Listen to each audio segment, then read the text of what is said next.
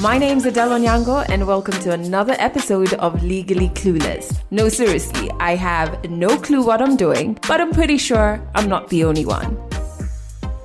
Hey you, welcome to episode 245 of Legally Clueless.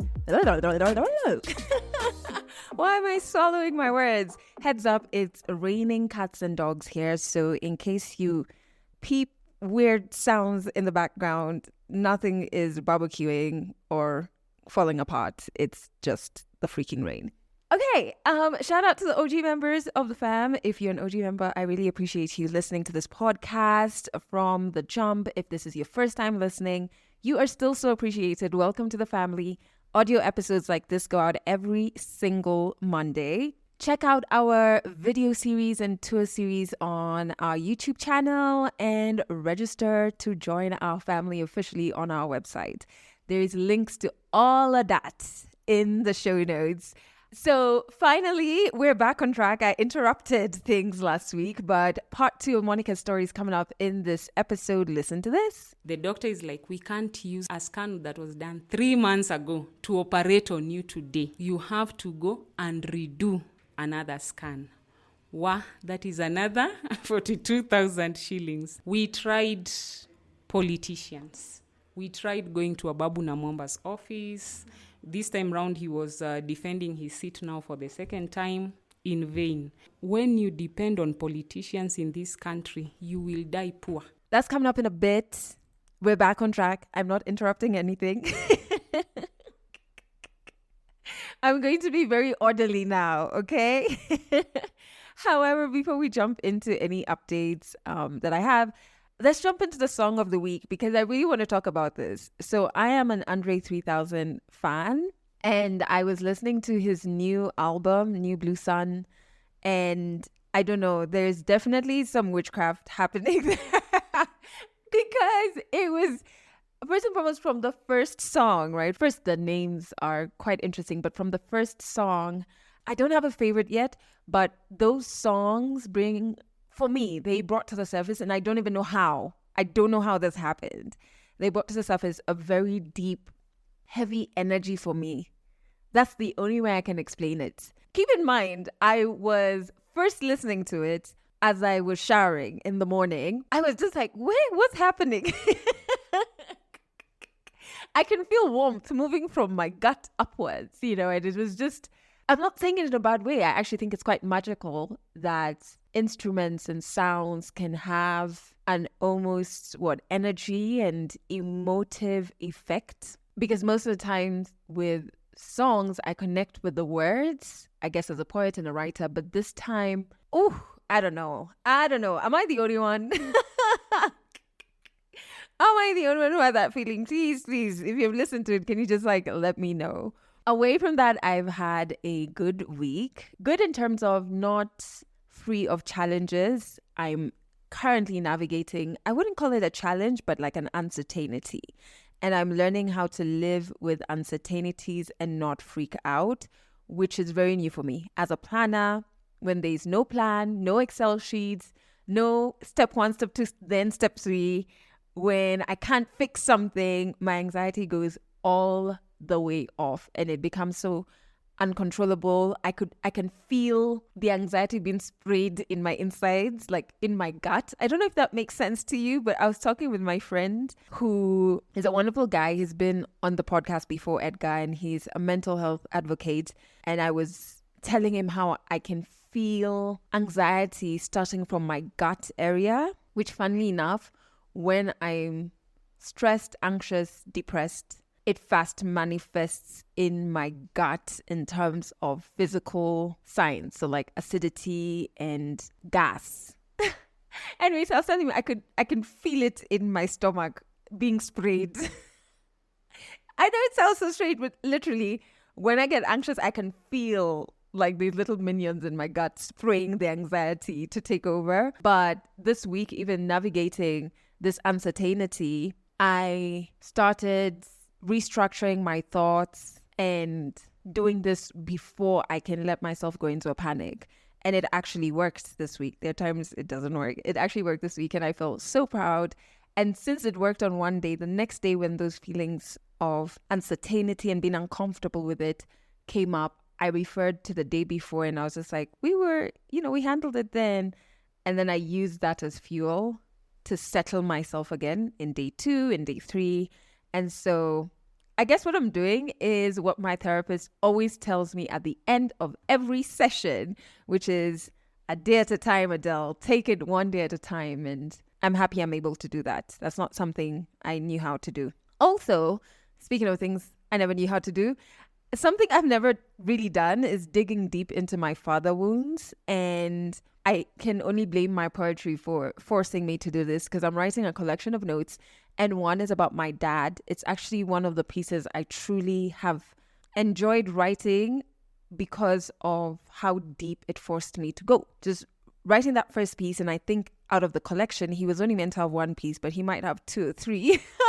But writing this collection made me revisit his death, right? And my relationship with him, his relationship with my mom. And I'm just putting this out there. Would you like a father wounds episode? Should I get my therapist on an episode on this? Because I'm really starting to uncover through therapy a lot of father wounds that I have not addressed, a lot of trauma, even just like around his death, to the point of I can't remember certain details, which is weird from his funeral. But yeah, is this something you would love to do? Because as a woman, I have seen how those particular wounds have wreaked havoc in my life, and I just want us to kind of have an open but guided by a professional conversation. So if this is an episode you'd love to have on father wounds, please DM us on Instagram and, we'll make it happen. We're committed to bettering ourselves in this family. Lastly, before we jump into the story, if you're in Nairobi, I have such good news. Let's hang out. No, seriously, let's do it. On the 22nd of November, I don't normally have intimate convos with groups of women. So I'm really excited about this because we're going to have a conversation at an event called Heals Connect. And the conversation is going to focus on healing and how hectic that journey is, running your own business, going against the grain, and living according to your desires and what you want to achieve out of life and not necessarily what society kind of expects from women. I think it's going to be such a yummy conversation and that it's intimate, so we can ask each other questions because I know I can learn from you as well. And get this, the event is absolutely free. So it's on the 22nd of November at 5 p.m. in Nairobi, a place called Blue Martini. I have never been there. I have close to no social life, by the way. I socialize with my 3 friends and my next to 30 plants. But I have no idea where it is, but I think it's going to be a blast. It's absolutely free, but you have to register to book your slot. And we've put the link in the show notes. So make sure you sign up. Share this with your friends. And 22nd, which is Wednesday. Yeah, let's have a ball, 5 p.m. It should be really fun. I love having deep conversations. Anyway, speaking of deep things, let's jump right into part 2 of Monica's story. It's here. I interrupted it last week. Pole sana. I'm so sorry. But she is one of the strongest, most resilient women I have ever met. And in case you need to remind yourself of her story, part 1 is in episode 243. So give that a listen and then come listen to part 2. 100 African stories on Legally Clueless. Stories from Africa. So we went, of course, at first you get there, you do registration and all. Then you are called in by the doctor. After explaining everything, he saw the documents. Now this is the doctor who took us now to surgical clinic. And at the surgical clinic, we saw this surgeon. So the surgeon was like, the report is good, but now we need to see a CT scan. A CT scan is a 3-dimensional picture that shows now how the tumor is inside the body. And it is what will direct the surgeon on how to operate the tumor. At that time, Kijabe doesn't have a CT scan center. Back to Nairobi for the CT scan. And for them, they used to refer people to MP-SHA. And MP-SHA is a private entity. So we come back to Nairobi, go straight to M-Pisha, where we are told it's gonna cost us 42,000. This time round, a committee has already been formed. Our friends decided, this money, we can't just get it easily. We have to form a committee, and everybody in that committee will be given a task on the ideas they can bring so that we can raise this cash. Because now the reality dawned on us that we were not just looking for 5 shillings, we were looking for millions. At M-Pisha, they gave us the booking of the following week on Monday. At this time, we were like, I can't even feed. There is nothing that goes inside my body, kabisa, kabisa. But when they looked, they were like, we cannot do maneuvering. We just have to go na list venye iko. So you just come on Monday. I usually say that so many miracles have happened in my cancer journey because that weekend, kama ingekuwa ni kuenda, ningeenda. Because I just fainted in the house. I remember I just started telling my husband and 2 of my sisters who had come to help. I started telling them, I can't see, hata siwaoni nyinyi, I can't see you guys clearly. And they were like, well, lala. The next thing I woke up, I'm in a clinic, nimekewa drip. So they told me that I had fainted in the house and they rushed me to the nearby clinic, at least niekewe drip. And I remember when they were looking for my veins to put the drip, and when they finally got one, the drip really ran very fast.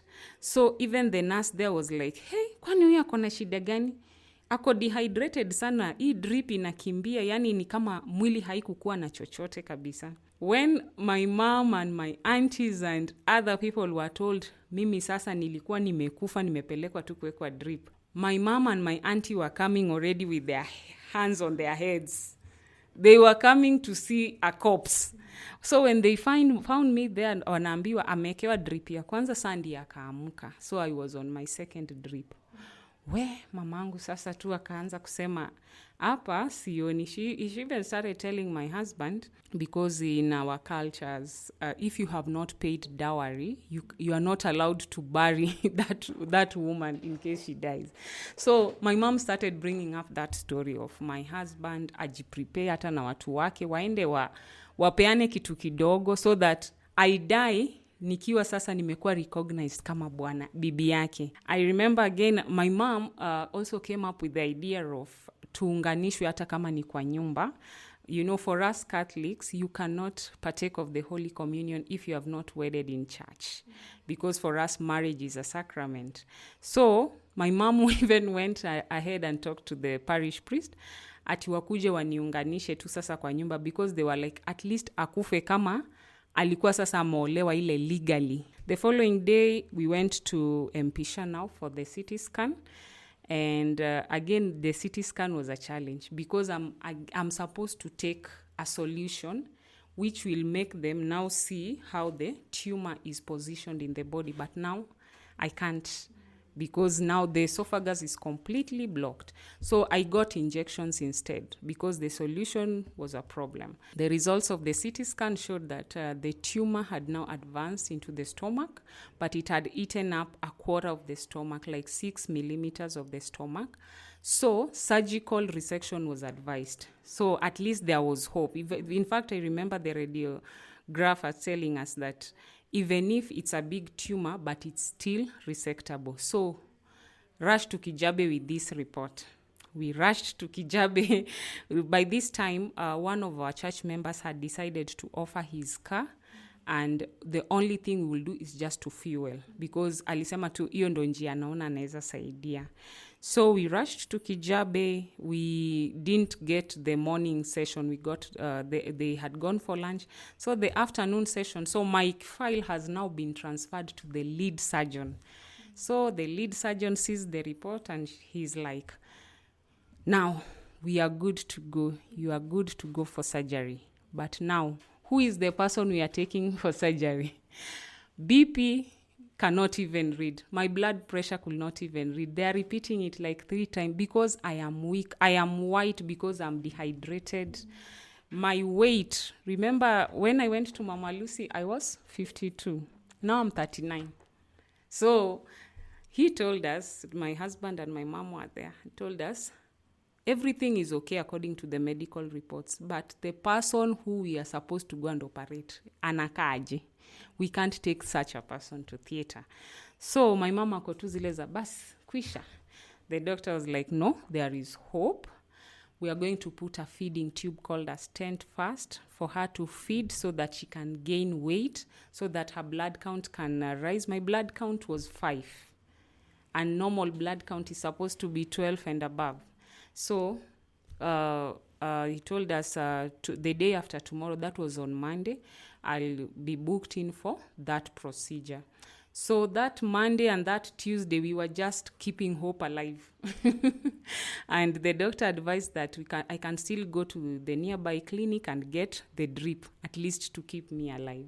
So that Wednesday we went, and I got into the theater for the minor procedure. It's called stenting, and a stent was put. It's a tube that cuts across the throat down to the stomach.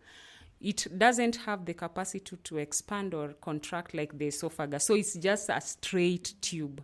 So I was told after how I'm supposed to feed. I'm not supposed to eat a lot at the same time because it will go and block the stent. So I'm supposed to eat, even if it's solids, they are blended, very refined, like the way you start weaning a child. At least there people started seeing hope, because by that Sunday, everybody was like, in fact, I remember one of our friends who had traveled, when he came, he was told, sai sisi tunangoja kusikia tu pale kwa matangazo, the announcements that are usually made before mass ends, that tunasikitika kutangaza kifo cha Monica Buluma. In fact, every time there was a death announcement, many people used to think it's my death announcement that is announced. But now when they heard that I have a tube that I can feed on, they said, kumbe there is hope. So it took 3 months for me to gain from 39, they wanted me to get to 45. That's 6 kgs. So it took 3 months. So it was like I was gaining only 2 kgs in a month. And I was really, really forcing myself to eat. But then it was a challenge again, answering a long call of nature. I will go to the washrooms, I will cry, nothing is coming out. And I have to force myself for something to come out. Otherwise, I will be very uncomfortable. And then what comes out is even laughable. So after 3 months, I was good to go. I'm now going for surgery. We get to the clinic on a Monday. My doctor was not even told that I'm coming for clinic. The second issue, cancer grows. The doctor is like, we can't use a scan that was done 3 months ago to operate on you today. You have to go and redo another scan. That is another 42,000 shillings. In fact, two of the surgeons, one of them was like, since your tumor was already a big tumor because it was 35 centimeters long, you have to go and do radiotherapy to shrink it first. And then after the radiotherapy, you do a scan, and then now you come.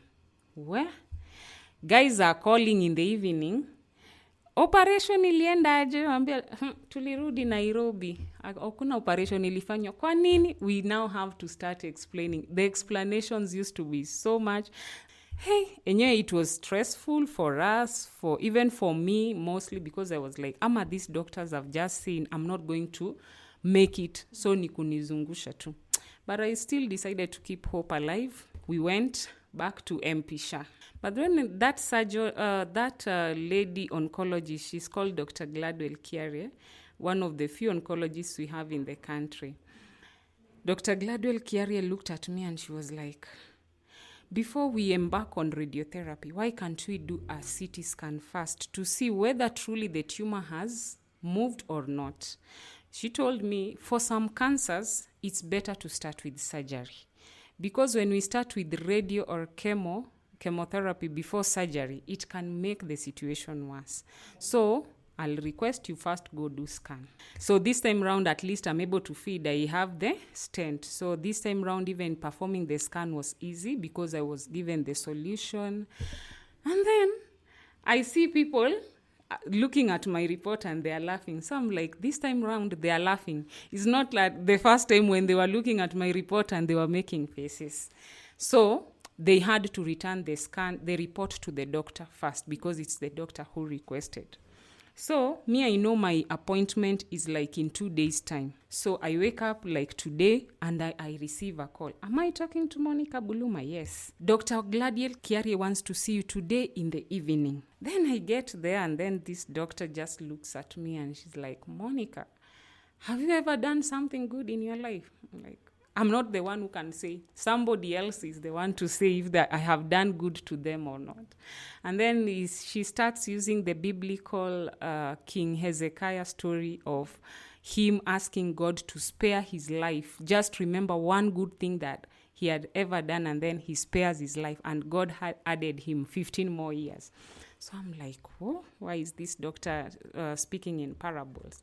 And he tells me, Monica, we have sat down as oncologists to analyze this report. I don't know, this is something that can even be used in a research or what. From January, we are talking of end of April, your tumor is still at the same position, not even an inch. And he's like, take this January report, take this April report. The centimeters, how, if it is 6 centimeters, it is just the same. So he was like, wow. That's why I'm saying maybe God is rewarding you for something that you've ever done, because even as medics, we cannot explain this. 3 months is enough to make a cancer tumor grow from stage 1 to stage 4. But in your case, it is at the same place. Back to the surgeon at Kijabe. Proceed with surgery. No need to worry. Called the surgeon. We told him the good news. And now he's the one who did the booking. I remember it was on 30th of April. I was now booked for the major surgery. I used to be given jugs and jugs of contrast. Contrast is a solution that is supposed to completely clear the digestive system. So even my bed is written nil per oral, meaning that I should not take anything. I just see food passing and I'm like, oh my God. And then my bed is put next to the washrooms, because the moment I take a cup of contrast, they will come and check the texture of what was coming out and the color. Then from midnight now, from now the 2nd of May, from that time now, I stopped taking anything, even the contrast. So 2nd of May, that even my surgeon, he even wrote it in his journal, on his Facebook, 2nd of May 2012. I entered that theater room at around 7:45, and I could see like the whole Kijabe was in that room. I see them taking my CT scan pictures and they put them on the light. And then it's like they're even in a class. And then they're looking at me as she's young and the tumor is big. And then finally the anesthetist came and told me ananieka dawa ya kunilalisha kwa muda mrefu because it's gonna be a major one. Then the last person I saw was my surgeon coming in with a very big scissors. I think hiyo time sasa dawa ilikuwa inaisha. Sasa naanza tu wananiambia, Monica, unaniona? Nasema sikuoni vizuri. Then I could hear voices in the background. Wanasema sasa dawa ina take effect. And I looked at the watch, it was 8. The next time I woke up in recovery room, it was 6. Then I see my lead surgeon, Dr. Krause. He comes and he tells me, Monica, your surgery was successful. It took 9 hours, but it was successful. We have resected 3/4 of your esophagus and 1/4 of your stomach.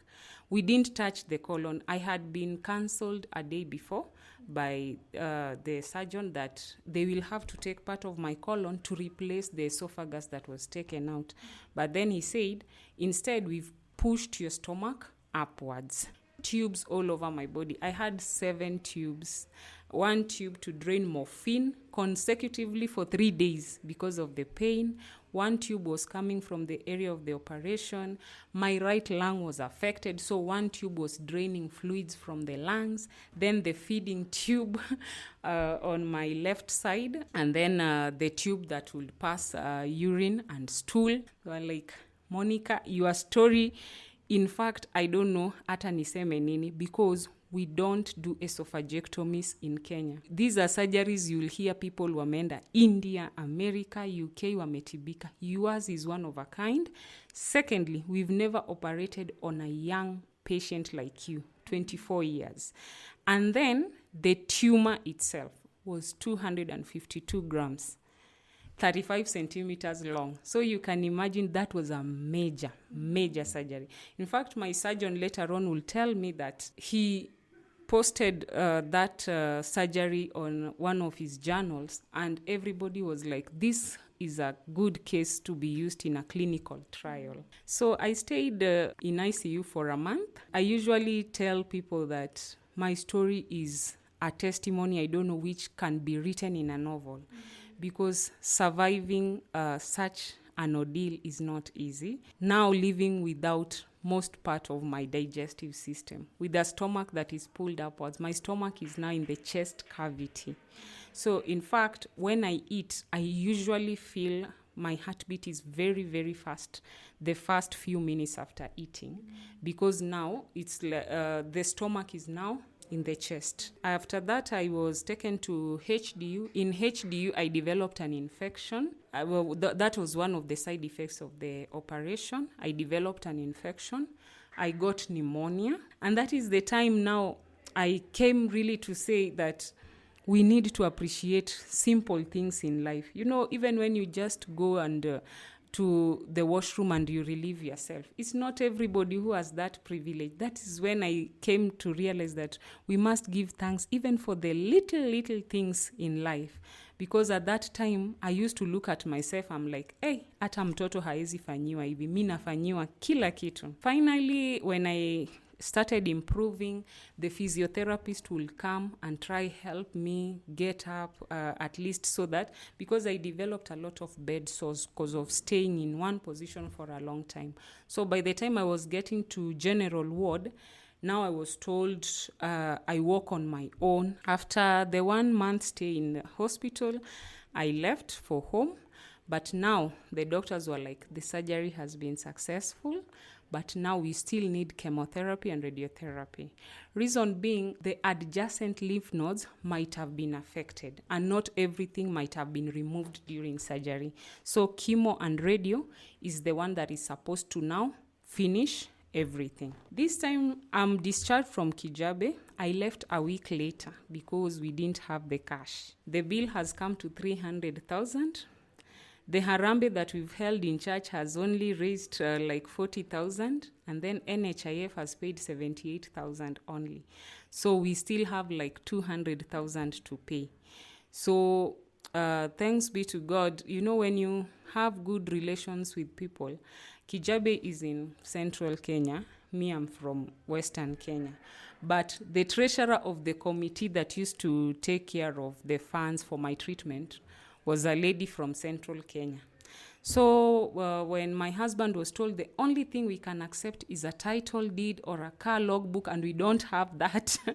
So my husband went and told the committee members. Then the lady just told my husband one day, tutaenda na nini. My husband told me, mi niliambiwa kaa kando. This lady went there. Aliongelesha huyo credit officer Kikuyu yake yote. But that lady left there with a solution.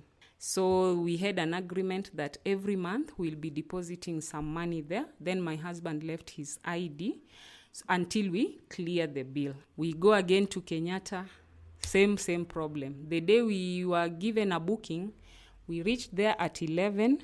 The queue that is there, like 200 people in front of us. I left there telling my husband, just the same faith that we had, and we went to Kijabe and I had my surgery before that June that we were told. Now this is June when I would have had surgery at Kenyatta. Me, I've already had my surgery and now I'm coming for chemo and radio. So I was like, sasa hii kama ndo tunataka kubuka hapa chemo and radio, we will be told next year. So again, I told him, I will just keep that faith. I'll have my treatment elsewhere. And then I had already become in love with Mpisha, because when the 2 times that I had gone there for scans, I was like, Mpisha looks good. So me, I just started proclaiming in my heart that I'll have my chemo and radio at Mpisha.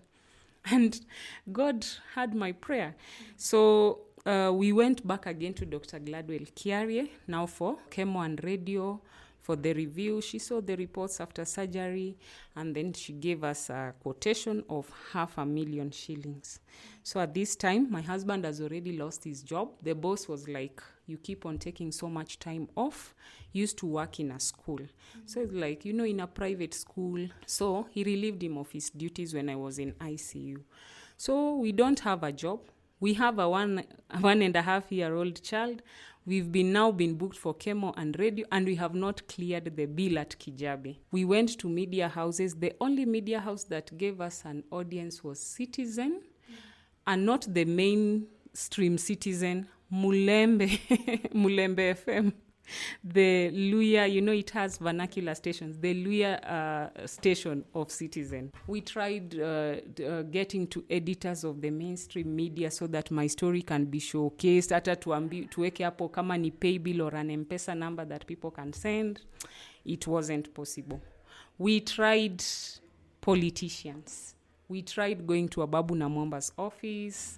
This time round, he was defending his seat now for the second time. In vain. When you depend on politicians in this country, you will die poor. So as we were still looking, we used to look for information all the time. My husband, when I'm asleep, and me and the baby in the afternoon, maybe in the house we are sleeping, he will go to the cyber to look for any information that he can stumble upon.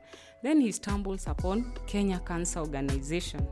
Akaenda kwa offices zao. They used to be at Kenyatta at that time. Catch more African stories in the next episode of Legally Clueless. Listen, Monica's story is super powerful. I think we were recording it for close to 3 hours, right? And so that's why it's like in 3 parts. And the final part will be out next week. She's one person that our next live event, she has to be one of the storytellers there, because you have to experience her energy in person. So resilient, so full of life, so inspiring, so knowledgeable. Dude. And I love how she takes us through every step and we'll pause to explain what this thing is. Love it, love it, love it, love it. And yeah, so part 3 is going to be out next week. I promise I'm not interrupting. Okay, I'm well behaved now. If you want to share your story on this podcast, there is a storyteller form to fill out. The link is in the show notes. What's really dope is we have a new correspondent. Dun, dun, dun, dun. The team is growing. And what that means is we will now be recording stories all year round. So we're not going to be doing it only on particular months. So now is the time to fill out the form wherever you are in the world. We will either come to you, tour coming soon, or we can record you virtually. So just fill out the form. The link is in the show notes and we will hit you up. Lastly, if you're in Nairobi, actually not lastly, but almost lastly, if you're in Nairobi, 22nd of November, I am the guest speaker at Heels Connect at Blue Martini from 5 p.m. It's going to be dope. Okay, we are going to be having real conversations. Shame is not allowed in the room. It's just going to be a wonderful way for us to connect. The event is absolutely free, but you have to sign up, and the link to sign up is in the show notes. We are also on Trace FM. All you have to do is go to traceradio.co.ke to stream. We play on Trace here across East Africa every single Monday and Wednesday at 1 p.m. and 11 p.m. And Fridays we're there at 1 p.m. I am going to leave you with the words I started the episode with, which are the words from my therapist. 1 day at a time. Take it 1 day at a time. And some days you'll need to take it 30 minutes at a go, maybe not even an hour, because I have been there this year. Slow it down. Slow it down to whatever pace you need to slow it down to. But yeah, she always ends our therapy sessions with 1 day at a time. Take it 1 day at a time. Since that's what I did this past week, I saw it fit to end this episode with that. That's it for this episode of Legally Clueless. You can share this podcast with your friends. You can keep it for yourself. I'm not judging. Just make sure you're here next week for the next episode.